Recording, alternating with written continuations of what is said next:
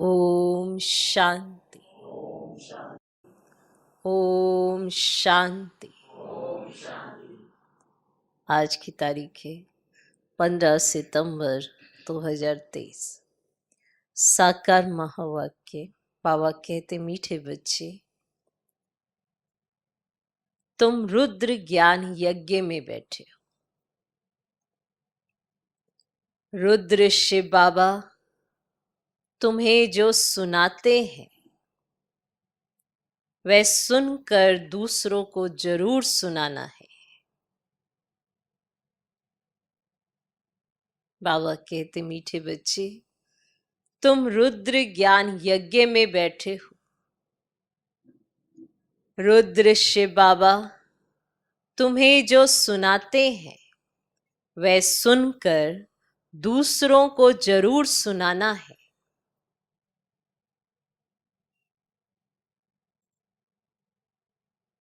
आज का प्रश्न, बाप ने भी यज्ञ रचा है और मनुष्य भी यज्ञ रचते हैं।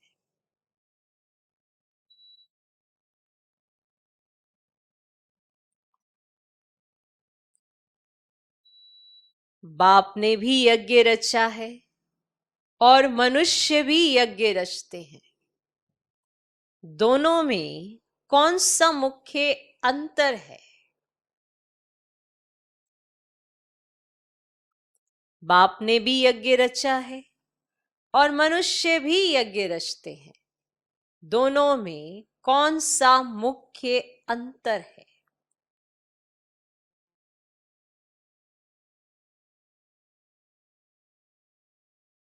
उत्तर, मनुष्य रुद्र यज्ञ रचते हैं कि शांति हो। मनुष्य रुद्र यज्ञ रचते हैं कि शांति हो, अर्थात विनाश ना हो। लेकिन बाप ने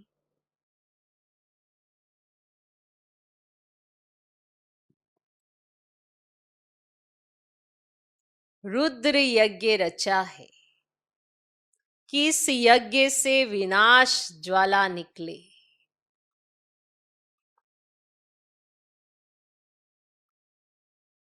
और भारत स्वर्ग बने।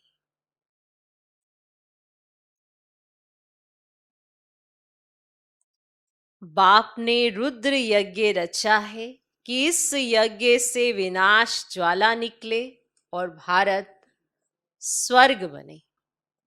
बाप के इस रुद्र ज्ञान यज्ञ से तुम नर से नारायण अर्थात मनुष्य से देवता बन जाते हो।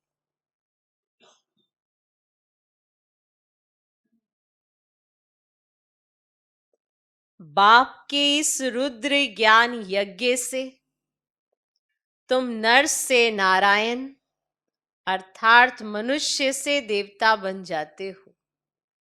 उस यज्ञ से तो कोई भी प्राप्ति नहीं होती है।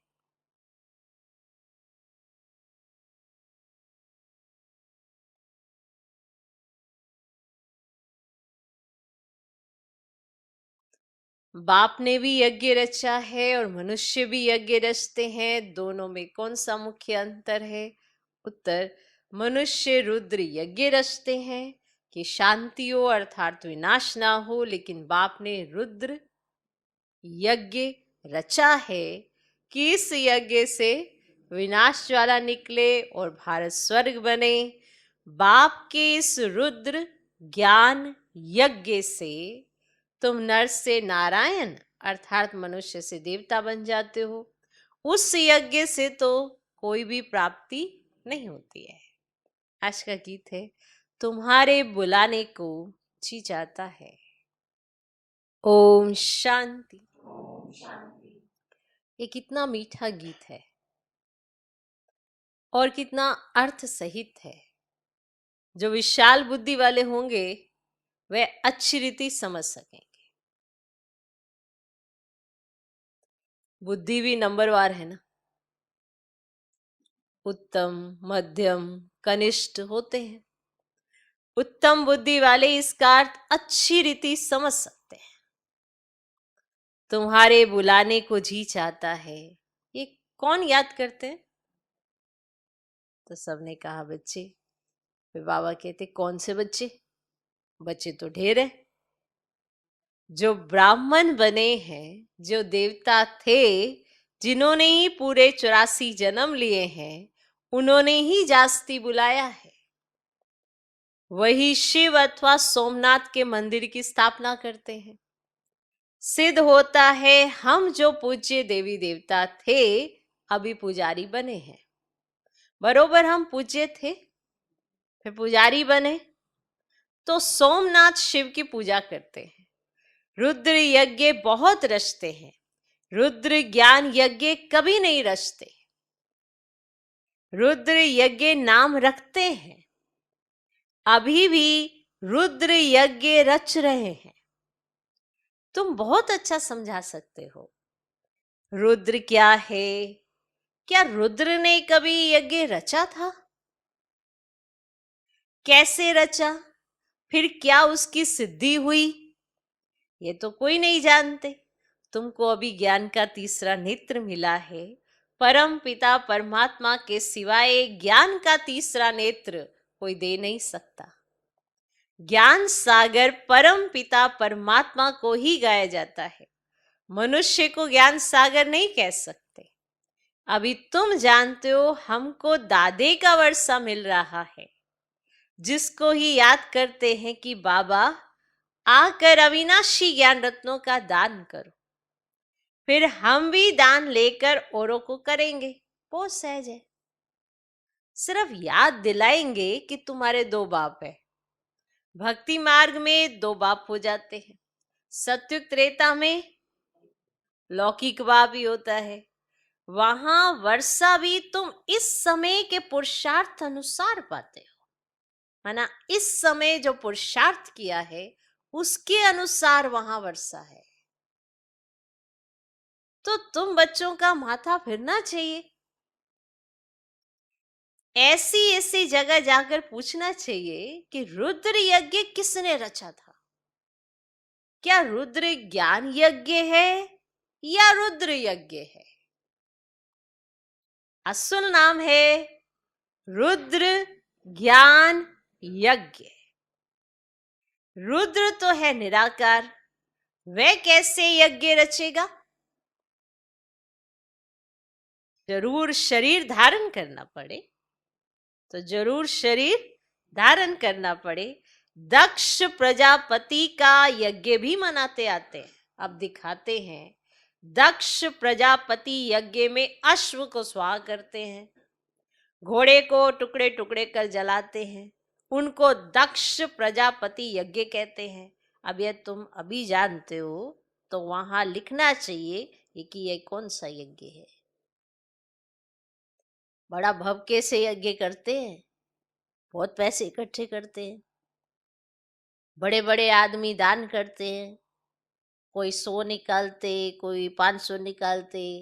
इस रुद्र ज्ञान यज्ञ में तो तुम सारे स्वाहा होते हो। उसमें तो थोड़ा थोड़ा पैसा निकाल इकट्ठा करते हैं, फिर ब्राह्मण को दक्षिणा मिलती है। फिर ब्राह्मण को दक्षिणा मिलती है। अब यहाँ तो तुमको स्वाहा होना पड़ता है, वहां स्वाहा होने की बात ही नहीं है। यहाँ बच्चे कहते हैं बाबा तन मन धन सहित मैं आता हूं। वहां ऐसे नहीं कहेंगे, वहां ऐसे नहीं कहेंगे। आहुति में कभी ऐसे नहीं डालेंगे। आरती आदि होगी, चंदा चीरा होगा, बड़ों बड़ों से लेते हैं, है ना। उस रुद्र यज्ञ में ये सब करते हैं ना, चंदा लेते हैं, ये आरती भी करते हैं। तुम बच्चे जानते हो इस रुद्र ज्ञान यज्ञ से ही विनाश वाला प्रज्वलित हुई है। वह यज्ञ रचते शांति के लिए, विनाश के लिए नहीं। वहां शांति का बड़ा आवाज करते हैं। अब शांति तो सारी दुनिया में चाहिए ना। परमात्मा ये शांति का सागर। तुम बच्चों को अर्थ समझाया जाता है, अखबार पढ़ते हो तो ख्याल चलना चाहिए कैसे हम सबको समझाएं। बाप जानते हैं कैसे भी के दुकान संभाल रहे हैं। सेठ का कौन सा दुकान अच्छा चलता है, कौन सा मैनेजर अच्छा है, वे तो गुड़ जाने, गुड़ की गोथरी जाने, और ये ब्रह्मा है गोथरी। अब ये बड़ी रमणीक बातें हैं। तो रुद्र ज्ञान यज्ञ के लिए लिखा हुआ है, इससे विनाश ज्वाला निकली। तो वह यज्ञ रचते ना शांति के लिए। तो ये है सच्चा सच्चा यज्ञ। उन ब्राह्मणों के तो अनेक सेठ होते हैं, अब ये तुम ब्राह्मणों का एक ही सेठ है, और बाप है रुद्र। रुद्र बाप कहो, शिव कहो, सोमनाथ कहो, उसने ज्ञान यज्ञ रचा है जिसमें तुम बैठे हो। मैं यज्ञ तो 2-4 दिन चलेगा, तुम्हारा ये रुद्र ज्ञान यज्ञ तो बहुत बड़ा है, इसमें टाइम लगता है। यह है नर से नारायण अथवा मनुष्य से देवता बनने का यज्ञ। वे तो ऐसे नहीं कहेंगे, तो बाप बैठ समझाते कैसे उन्हों को सावधान करो। बड़ों बड़ों को बोलो ये तुम जो यज्ञ रचते हो उसमें भूल है। परम पिता परमात्मा कल्प कल्प संगम पर आते हैं। अब शास्त्रों में युगे युगे लिख दिया है, ये भूल कर दी है, वैसे ही रुद्र यज्ञ रचते हैं। वास्तव में रुद्र ज्ञान यज्ञ है। शिव का नाम है रुद्र, उसने ही ज्ञान यज्ञ रचा है। जैसे इब्राहिम ने अपना इस्लाम धर्म स्थापन किया, बुद्ध ने बोधि धर्म स्थापन किया, वैसे रुद्र का है ज्ञान यज्ञ, जिससे विनाश वाला प्रज्वलित होगी। तो गोया वो लोग शांति के लिए यज्ञ रचते हैं, अर्थात विनाश नहीं चाहते। स्वर्ग की स्थापना के लिए नरक का विनाश हो तो अच्छा ही है ना, देखने का नजरिया है ना। स्थापना स्वर्ग की हो रही है तो नरक को तो खत्म होना ही पड़ेगा, या नरक से मुंह लगा लेंगे। अब रोशनी चाहिए तो अंधेरा तो जाएगा ही ना, अब स्वर्ग चाहिए तो नरक तो खत्म होगा ही ना। ऐसा तो नहीं कि नरक और स्वर्ग साथ साथ चलेगा, ऐसा तो पॉसिबल नहीं है। तो ये तो अच्छा हुआ ना, स्वर्ग की स्थापना के लिए नरक का विनाश हो तो अच्छा ही है ना। भारत है अविनाशी खंड, जरूर भारत के मनुष्य संप्रदाय बहुत ज्यादा होने चाहिए। आदि सनातन देवी देवता धर्म था, उनको सारा कल्प हुआ है। अब शास्त्रों में 33 करोड़ लिख दिया है, परंतु यह तो समझाना चाहिए जरूर और धर्म वालों से देवता धर्म की आदमशुमारी जास्ती होगी। उनकी तो जास्ती होगी ना, लेकिन वे कन्वर्ट हो गए हैं तो कैसे निकले। बौद्धि, क्रिश्चियन, मुसलमान आदि जाकर ढेर बने हैं। समझ में आया? थे कौन सी देवता धर्म की आदमशुमारी। अब वो तो जास्ती होनी चाहिए क्योंकि वो तो बहुत पुरानी है? पर अभी देखा गया है कि अभी तो सब कन्वर्ट हो गए हैं, कोई बौद्धि, कोई क्रिश्चियन, कोई मुसलमान आदि बन गए हैं, इसीलिए थोड़ी संख्या हो जाती है। यह भी ड्रामा। अब इसमें समझने की बड़ी विशाल बुद्धि चाहिए। जब तक बुद्धि में ज्ञान नहीं बैठा है तो सिर्फ अर्पण में होने से क्या फायदा। अर्पण में तो ढेर बनते हैं, परंतु जो अच्छी रीति धारणा कर और कराते हैं, प्रजा बनाते हैं, वही अच्छा पद पा सकते हैं। तो यह गीत एक्यूरेट है बुलाने को जी चाहता है। तो सबसे पहले 84 जन्म किसने लिए होंगे? तो जो पहले पहले थे वे थे ही देवी देवताएं। 100 भी भारत में थे। अभी तो कोई कहाँ कन्वर्ट हो गए, कई तो भारत से बाहर चले गए हैं। नहीं तो वास्तव में भारत जैसा बड़े ते बड़ा तीर्थ और कोई है ही नहीं। और सभी धर्म स्थापक जो हैं उन्हों को भी पावन बनाने के लिए भगवान को भारत में आना पड़ता है, क्योंकि सब पतित है। सबको पावन बनाने वाला एक है। अब ये तुम जानते हो, तुम्हारे में भी नंबरवार यथार्थ रीति जान सकते हैं। तुम कहेंगे हम रुद्र ज्ञान यज्ञ में बैठे हैं। ऐसा कोई यज्ञ होता है क्या जिसमें इतना समय बैठे हो? क्या बैठ करते हो? रुद्र जो ज्ञान सुनाते हैं वे सुनते ही रहते हो। जहां तक रुद्र बाबा इस शरीर में है सुनाते ही रहेंगे। प्रजापिता ब्रह्मा भी तो जरूर यहाँ होगा ना। ब्रह्मा का दिन और ब्रह्मा की रात गाई हुई है। सूक्ष्म वतनवासी ब्रह्मा का थोड़े ही दिन और रात गाएंगे या बनाएंगे। वे तो सूक्ष्म वतनवासी देवता है। दिन और रात का प्रश्न यहाँ का है। ब्रह्मा की रात माना पतित, फिर वही पावन बनते हैं तो दिन होता है। ब्रह्मा को भी पावन बनाने वाला वे एक सतगुरु है। सत बाबा, सत टीचर, सतगुरु तीनों इकट्ठे हैं। पहले जरूर बाप के बच्चे होंगे ना, फिर पद टीचर से पाएंगे, नंबरवार है ना। तो ये भी बुद्धि में रहे तो कितनी खुशी रहे। तुम पहले बेअद के बाप के थे ना, अब यहाँ आए हो पाठ बजाने, तो भक्ति मार्ग में बेअद के बाप को याद करते आए हो, क्योंकि वह है स्वर्ग का रचयिता। तो जरूर स्वर्ग की राजाई देने वाला होगा। तो ये समझाना तो बड़ा सहज है। सेंसिबल समझा सके।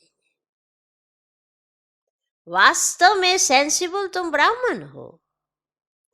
तुम्हारे में जो अक्लमंद है उनमें भी नंबरवार है। दुनिया के अक्लमंद भी नंबरवार है ना।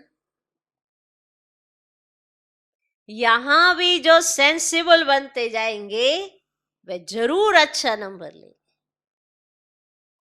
हर एक अपनी दिल से पूछे, हम कहां तक सेंसिबल बना हूं? क्या होता है ये सेंसिबल? जैसे सेंस हो, मन जैसे समझ हो। अब कहेंगे समझ हमें पूरी है पर सेंस नहीं है। माना हर बात को कहने की एक सेंस होती है, उसी से कहा जाता है बड़ा सेंसिबल है। सेंसिटिव नहीं, सेंसिबल। माना जिसे हर बात को रखने का ढंग आता हो, उसे सेंसिबल कहते हैं। और जिसे ढंग नहीं आता वो छोटी सी बात को भी बिगाड़ देता है। बात हल्की सी होती है पर वो बिगाड़ देता है, क्योंकि उसके पास सेंस नहीं, इसलिए वो सेंसिबल नहीं है। अब ये पॉइंट बड़ा अच्छा है। सेंसिबल क्या होता है? सेंस तो बाबा ने दे दी है, पर सही समय पर सही जगह पर सही तरीके से इस्तेमाल करने वाली आत्मा सेंसिबल कहलाती है। फिर उसे अपने आप को डिफेंस नहीं करना पड़ता, या प्रूफ नहीं करना है उसको, अपने आप को सिद्ध नहीं करना है किसी बात में, क्योंकि वो हर बात में सेंस का इस्तेमाल करती है। सेंसिबल है। इसीलिए बाबा के जो पॉइंट है, बाबा कहते हैं ऐसे सुनाओ, ऐसे बताओ। बाबा कहते हैं ना, बाबा पूरे भक्ति के साथ कहते बताने के लिए, पर सेंस के साथ। कब कहाँ क्या बात कहनी है, कैसे कहनी है, क्या रखनी है क्या नहीं रखनी है, किस ढंग से रखनी है, इसकी सेंस चाहिए। अब ये सेंस कहाँ से डेवलप होती है, उसके लिए कनेक्शन चाहिए। जब तक वो कनेक्शन नहीं है बाबा के साथ, आपकी सेंस कहाँ से डेवलप होगी। और वो जब डेवलप ही नहीं होगी तो आप सेंसेबल कैसे बनेंगे। बात हर कोई करना चाहता है, हर कोई रखना चाहता है, फिर अगर अपने आप को बार बार प्रूफ करना पड़ जाता है तो चेक कर लेना कुछ ना कुछ सेंस की मेरे में कमी है, और मुझे सेंस ही धारण करनी है। ज्ञान तो हम सब सुन रहे हैं ना, पर ज्ञान को रखने का तरीका सीखना है, उसके लिए सेंसेबल बनना है। कई बार हम किसी को कुछ समझाते हैं, कुछ कहते हैं, आप ऐसा करिए आप ऐसा करिए, पर रिगार्ड नहीं करते हैं, मान सम्मान नहीं देते हैं। दिल में कोई ऐसी पुरानी बात होती है, उसको रख के किसी से व्यवहार, अब सेवा तो करनी है, सहयोगी भी बनना है, तो रख के व्यवहार करते हैं। तो बताओ सेंस काम करने वाली है, करेगी? तो सेंस बड़ी जरूरी है। अब ये सेंस इसीलिए सही ढंग से काम करे, इसलिए कई कहते हैं हमारे संस्कार ही ऐसे है। कारण कि वो संस्कार जैसे कड़वा, चिड़चिड़ापन, बात को रखने का तरीका नहीं, तो वो सेंस काम नहीं करती, तो सेंसिबल नहीं बन पाते। इसीलिए ज्ञान हर कोई सुनना चाहेगा, लेकिन परोसा किसने है और कैसे है, यहाँ पे हम सब नंबरवार है कि नहीं है। परोसने वाले सब परोसते कैसे है, नंबरवार तो है ना। अब भाव भी परोसे जाते, भावनाएं भी परोसे सेंस के साथ, तो सेंसेबल बने। इसीलिए कनेक्शन बड़ा जरूरी है कि मेरी सेंस सही ढंग से काम कर सके और मैं सेंसेबल बन सकूं, तो बाबा का कथन मैं प्रूफ कर सकूं। इसके लिए हम सारे बच्चे हैं ना, क्योंकि सबके पास अपने अपने शरीर है। बाबा के पास अपना शरीर नहीं है, एक शरीर के माध्यम से उन्होंने ज्ञान सुना दिया। अब हमारे माध्यम से हमें प्रूफ करना है, तो कैसे प्रूफ करोगे? अपने चरित्र के द्वारा ही तो उस विचित्र को प्रूफ करोगे। बनना हर कोई चाहता है, फिर से वही कहेंगे, बनना हर कोई चाहता है, पर ये भूल जाता है कि मुझे खुद में बनाना क्या है।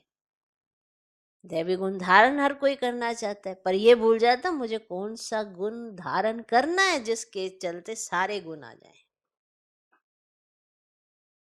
हर गुण के पिछाड़े भागोगे तो हाथ पल्ले कुछ नहीं आने वाला।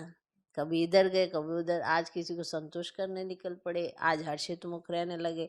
लेकिन विशेष पॉइंट पकड़ लो, मुझे बाबा जैसा बनना है ना, तो बाबा जैसा सोचना है, बाबा जैसा देखना है, बाबा जैसा ही हर बात को समझना है। तो इसके लिए बुद्धि बड़ी अच्छी चाहिए और सेंसिबल बनना पड़ेगा। और बुद्धि सत्व प्रदान होगी तो गलत में भी अच्छाई ढूंढ लेंगे, और अगर सत्व प्रदान नहीं होगी, तमो प्रदान होगी, तो अच्छाई में भी बुराई ढूंढ लेंगे। क्यों दिख जाती है अच्छाई में बुराई? क्योंकि आजकल तमो प्रधान बुद्धि है, इसीलिए अच्छी चीजों में भी बुराइयां नजर आ जाएंगी।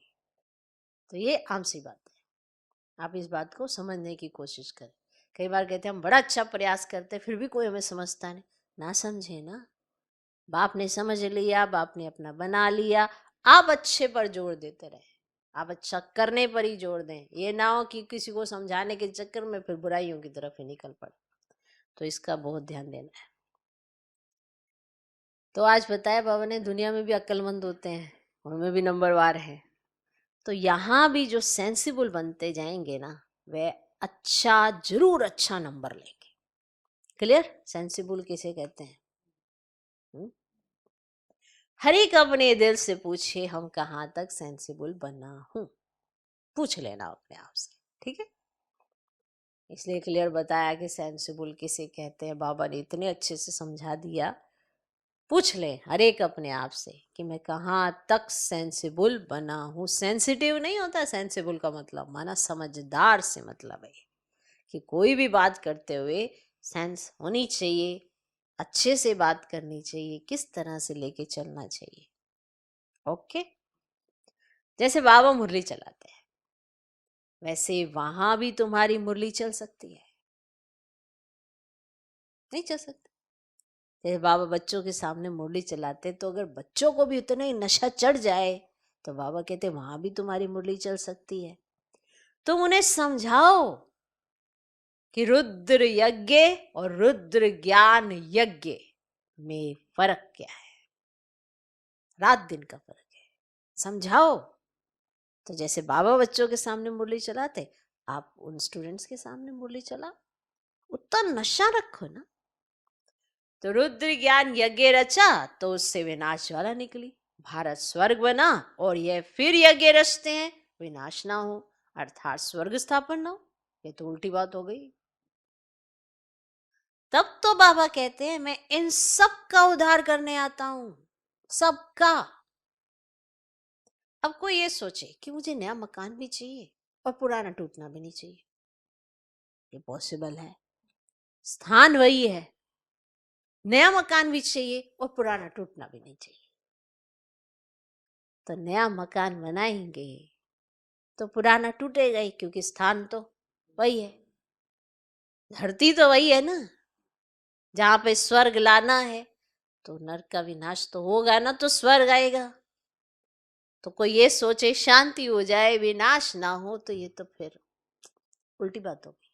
स्वर्ग भी चाहिए, नरक भी चाहिए। किसी को बोलो नरक चाहिए, नहीं चाहिए। तब तो बाबा कहते हैं ना कि मैं इन सब का उद्धार करने आता हूं, रुद्र ज्ञान यज्ञ रचता हूं। तो तुम प्रतिज्ञा करते हो बाबा हम आपसे सुनकर और सुनाएंगे। अच्छा, औरों को सुनाओ, पहले यहां तो रिपीट करो, घड़ी घड़ी रिपीट करो, जो फिर कहां समझा सको। पहले यहां तो रिपीट कर लो कि क्या समझ में आया, क्या सीखा, तो फिर तो दूसरों को सुनाओगे ना। फर्स्ट क्लास पॉइंट है। उस यज्ञ में तो जो तिल आदि डालते हैं, मेरे रुद्र ज्ञान यज्ञ में तो सारी पुरानी दुनिया की सामग्री स्वा हुई थी। परंतु ये सब बातें कोई की बुद्धि में अच्छी रीति धारण नहीं होती। बाप को याद नहीं करते हैं तो बुद्धि का ताला ही नहीं खुलता। बाबा कहते हैं हम भी क्या करें। मैंने बाबा समझा सकते हैं ना, समझना ना समझना ये हमारा कर्म है। फिर बाबा कहते हैं हम भी क्या करें। इस समय सबकी बुद्धि पतित है, उनको पावन बनाता हूं। जो मेरे को याद नहीं करते उनमें धारणा नहीं हो सकती। बुद्धि का ताला कैसे खुले? याद से ही खुलेगा। मोस्ट बिलवड बाप है, उनकी बड़ी महिमा करते हैं। शिव बाबा की कितनी महिमा है, शिव की पूजा भी होती है तो जरूर आता होगा ना। बिगर ऑर्गेन्स क्या आकर करेंगे। तो अब ब्रह्मा में आया हुआ हूं, तुम बच्चे बाप दादा के सामने बैठे हुए हो, परंतु देह अभिमान होने के कारण इतना लव बाप के लिए रिगार्ड नहीं रहता, इतना लव और रिगार्ड नहीं रहता देह अभिमान के कारण। डायरेक्शन पर मुश्किल चलते हैं, अहंकार में आ जाते हैं। बाप कहते हैं मैं निरंकारी हूं, तुमको इतना अहंकार क्यों आता है बताओ ना। मैं निरंकारी हूं, तुमको इतना अहंकार क्यों आता है। बस समझते हैं मैं ही होशियार हूं, इतना दे अभिमान आ जाता है। अब कोई का पति मर जाता है तो उसकी देह खत्म हो गई, बाकी आत्मा निकल गई, फिर ब्राह्मण में आत्मा को बुलाते हैं, देह को तो नहीं बुलाते। भावना रखते तो भावना का भाड़ा मिलता है। पति को याद करते रहे तो पति का साक्षात्कार कर लेंगे। अब बाबा साक्षात्कार तो कराते हैं ना। अब ऐसे बहुतों का प्यार होता है, आएगी तो आत्मा ना। अब कोई का स्त्री में प्यार है तो भावना का भाड़ा मिल जाता है। स्त्री को देख लेते हैं, चीज ले आते हैं, खुद उनको पहनाते हैं। ऐसे बहुत कुछ होता आया है। आगे बहुत विधि से खिलाते थे, जैसे गणेश को अथवा नानक आदि को याद करते तो साक्षात्कार हो जाता है। ऐसे बहुतों को हो सकता है, परंतु ये चाबी एक ही बाप के हाथ में है। ये जो साक्षात्कार की चाबी है ना, एक ही बाप के हाथ में है। बाप कहते हैं साक्षात्कार की बातें भी ड्रामा में नूंदी हुई हैं। साक्षात्कार कराया, ड्रामा चला, ठहरता नहीं है। और ड्रामा को भी अच्छी रीति जानना होता है। अरे बाबा का तो अच्छी रीति रिगार्ड रखो, अच्छी रीति रिगार्ड रखो। बाप में इतना रिगार्ड प्यार रखना बड़ा मुश्किल समझते हैं। समझते हुए तो निराकार है, कहते ये तो उनका रथ है, इनको हम क्या करेंगे, हम तो निराकार को ही याद करेंगे। अच्छा, अच्छा, निराकार की गोद में जाकर दिखाओ। यही समझते हो ना कि हम तो निराकार को ही याद कर लेंगे। अच्छा, तो फिर निराकार की गोद में जाकर दिखाओ, निराकार साथ खाओ पियो। तुम इनके पास क्यों आते हो? जब रिगार्ड नहीं है तो फिर इनके पास क्यों आते हो? कहते हैं नहीं बाबा, आप इसमें हो, आपको ही इसमें विराजमान समझ चलते हैं। ये बड़ा मुश्किल किसकी बुद्धि में रहता है। ऐसे बहुत है जो कपोड़े लगाते हैं, हमारा बाबा में बहुत प्यार है, हम इतने घंटे बाबा को याद करते। बाबा कहते मैं भी पूरा याद नहीं करता हूं, मैं तो एक ही सिकिलदा बच्चा हूं, फिर भी मैं पुरुषार्थ बहुत करता हूं। और देखो, नहीं बात तो सही है ना, पॉइंट है ना इस बात में। है ना, इतना बड़ा गपोड़ा मारेंगे कि सोचेंगे इनसे भी बढ़कर हम हो गए हैं, इनसे भी बढ़कर हमारी बुद्धि हो गई है। इतना गपोड़ा। बाबा कहते मैं तो एक ही सिकिलदा बच्चा हूं, फिर भी मैं पुरुषार्थ बहुत करता हूँ। अच्छा, बात समझ में आई। वो निरहंकारी और बच्चों को अहंकार आ रहा है। किस बात का? फिर से पूछना अपने आप से, किस बात का अहंकार आ रहा है? अच्छा, मीठे मीठे सिकिलधे बच्चों प्रति माता पिता बाप दादा का याद प्यारो गुड मॉर्निंग। रूहानी बाप की रूहानी बच्चों को नमस्ते। हम रूहानी बच्चों की भी रूहानी बाप को नमस्ते नमस्ते नमस्ते। Good morning good morning good morning. धारणा के लिए मुख्य सर पहला पॉइंट, अर्पण होने के साथ साथ अपनी बुद्धि को विशाल बनाना है। कि कहते हम तो अर्पण हो गए, हम तो समर्पित हो गए, तो बुद्धि भी वैसी बनाओ ना। ऐसे समर्पित हो जाने से बहुत बड़ा तीर मार लिया। समर्पित होने के बाद समर्पित हो सच में मन बुद्धि से, तो ज्यादा विशेष है। तो अर्पण होने के साथ साथ अपनी बुद्धि को विशाल बनाना है, ऊंच पद के लिए अच्छी रीति धारणा करनी और करानी है। दूसरा पॉइंट, बाप समान निरंकारी बनना है। अहंकार छोड़ बाप से अति लव वारी गार्ड रखना है, देह अभिमान में नहीं आना है। आज का वरदान, मालिक बन, कर्मेंद्रियों से कर्म कराने वाले, कर्म योगी, कर्म बंधन मुक्त भव।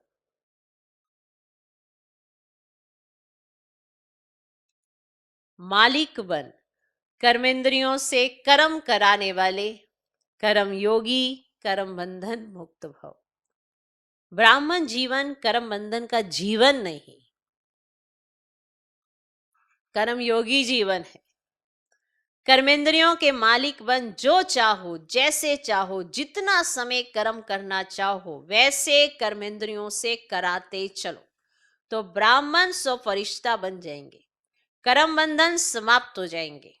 यह देह सेवा के अर्थ मिली है, यह देह सेवा के अर्थ मिली है। कर्म बंधन के हिसाब किताब की जीवन समाप्त हुई। पुरानी देह और देह की दुनिया का संबंध समाप्त हुआ, इसीलिए इसे मरजीवा जीवन कहते हैं।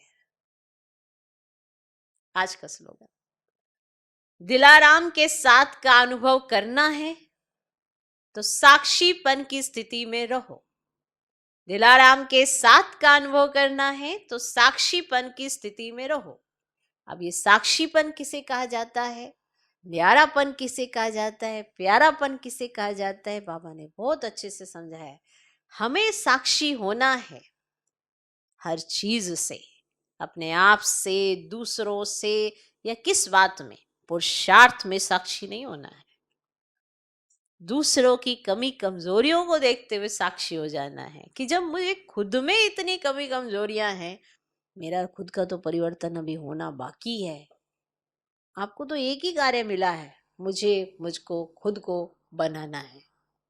आप बनो, बनाने की ड्यूटी बाबा की है, वो बनवा लेगा। अब अपने ही तैयारी करो।